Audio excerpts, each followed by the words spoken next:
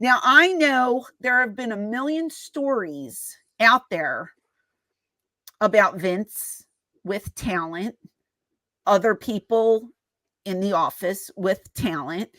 Never knew if they were true or not. A lot of sources tell me a lot of the girls got their push because of the casting couch. I don't know if that's true or not, Without naming names, of course. I can't name any names because I don't want to get anybody in heat. But there's plenty of stories out there. There's rumors. I mean, when I worked there were stories floating around. And again, when I worked there, I was told by somebody higher up, if you want to, be seen, you need to go get a bottle of oil. I mean, I don't know if it was supposed to be cooking oil. What kind of oil? I uses oil. I don't know. Rubbing oil all over my boobs and knocking on Vince's door and going in there and leaning on his desk and trying to get noticed. That's what I was told to do. And I said, absolutely not. I'm not doing that. So, I kind of believe what this girl is saying. Although, I wasn't there, so we can't prove it 100%. But I can see this kind of thing happening. He is a millionaire. He has so much power. The way that the guys would follow him, like the corporates, when I would go to Raw, I would see him walking down the corridor and he'd have 4 or 5 guys just following him around everywhere. I mean, they would do whatever he told them to do. The man's got power, power, money. I just don't understand why she didn't walk away. 2 questions that can kind of serve both sides of the coin. One with what you saw backstage, and then 2, kind of what I went through when I applied and interviewed and then ultimately got the job I had at the offices. What you saw backstage with Vince at TV, because I was never essentially at a TV taping in the manner you were, of course. Yeah. A TV taping is stressful. A TV taping is a crazy day. Right. Vince's interactions with the crew is what I thought was very funny, because what's the crew to Vince? The guys he's sitting in his office with were presumably whomever he was booking the show with, or the top talent that was coming in and out.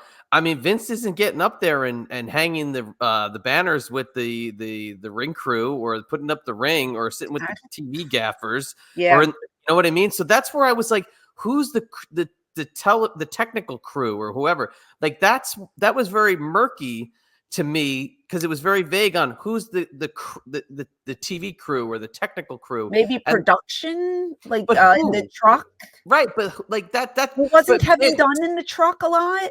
But then, so this is where then I was like, all right, but it was weird in the old sense, but in the new sense of Vince wasn't really in control over the last little while. Mm-hmm. Now we got old man Vince sitting like this at TV. Hey, I'm sitting here at TV. Hey, who wants to see a picture on my phone? Haha. So then I was like, maybe it makes sense that old man Vince is getting pushed out of the picture and is trying to get people to like think he's cool now that he's lost his power, and this is what he's doing. So that's what I thought about that. Then the second side is, like I said, at the office. Now, granted, we're going back to 2006, completely different world.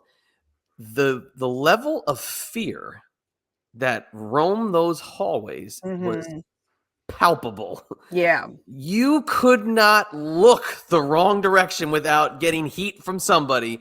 So the fact that she was able to get in, get a promotion, demotion, on promotion, and nobody said anything is incredible to me. So that's where I can't believe it, because it's all about fear with how they were. It's predatory. But if you remember, though, there were several instances in the 67 pages where she said that the one head wouldn't even look at her, and that when she would walk his way, he would turn and walk another way.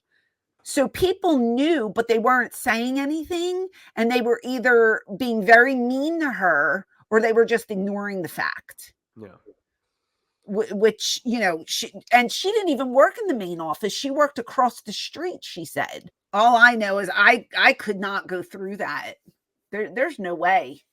It's just, this whole story just makes me think how many more stories are out there and who's coming next. Who's going to open their mouth next? Because there's more than Janelle. Tons. Yeah. She's not the only one.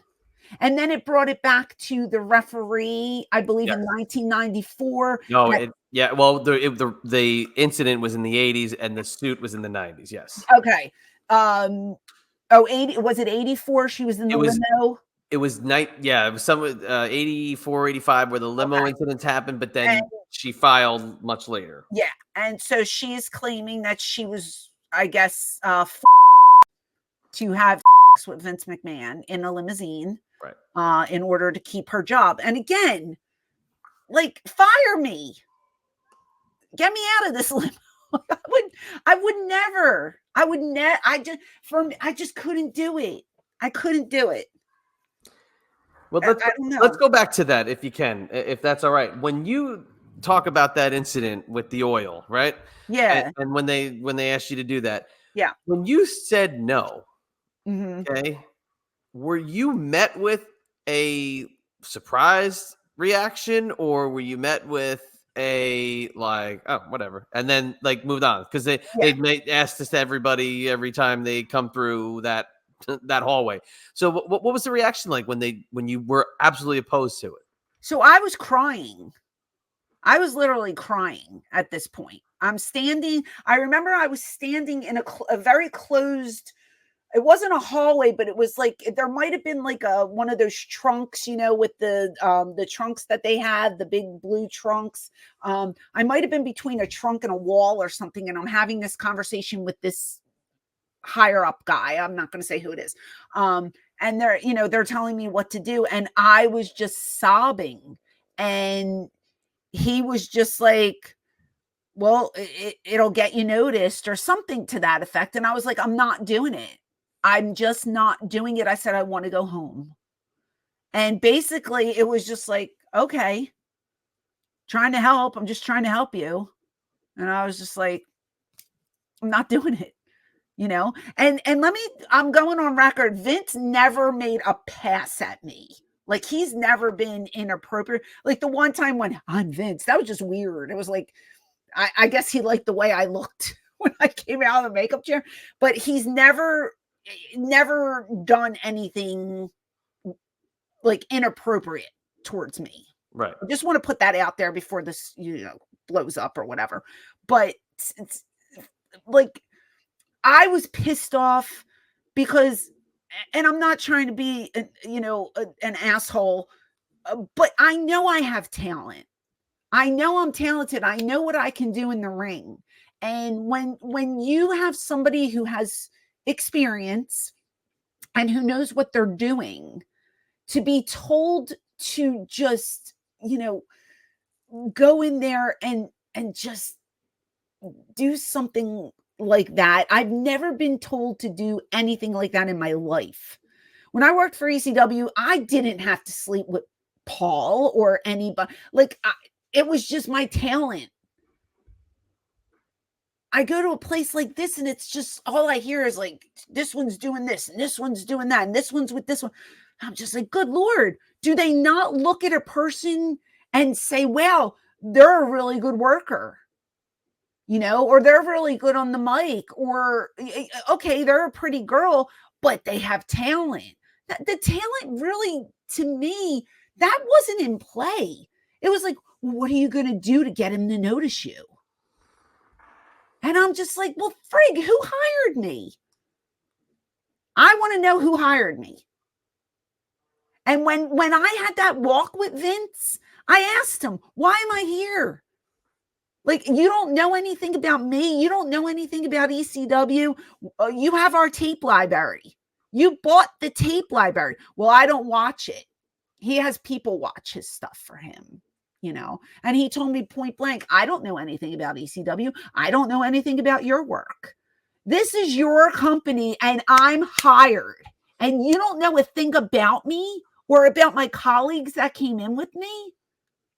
What kind of bullshit is that? It was such an uncomfortable conversation. And we're walking around the building, mind you, just me and him, Right. And I'm looking at him like, dude, you gotta be ribbing me. Is this a rib? I've never heard of somebody being hired and the boss doesn't know anything about them. Yeah, It's unbelievable.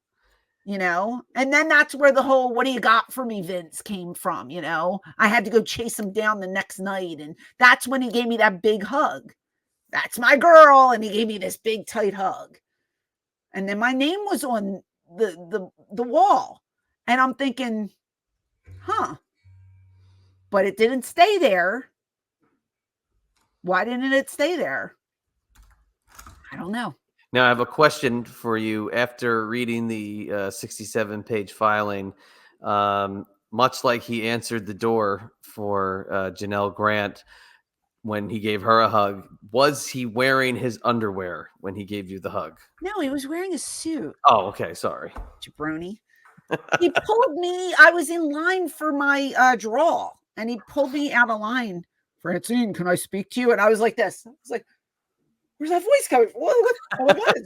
What's going on? I didn't expect it because I had come out of Johnny Ace's office crying. And I was told, just go get your draw.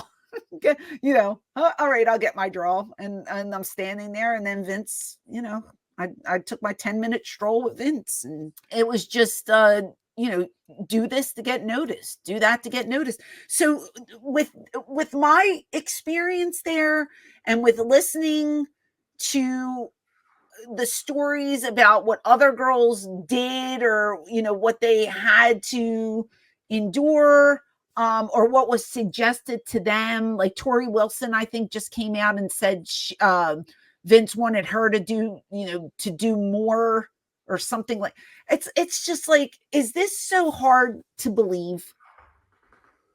Really? Yeah. And the answer is no, it's not hard to believe, but the scenarios are bizarro world. And that's, to me, looking at him, like I would never look at him and think, oh, he's into like, you know what I mean? Like he's a corporate businessman, and an older corporate businessman to boot. So just to see that kind of stuff in print threw me for a loop.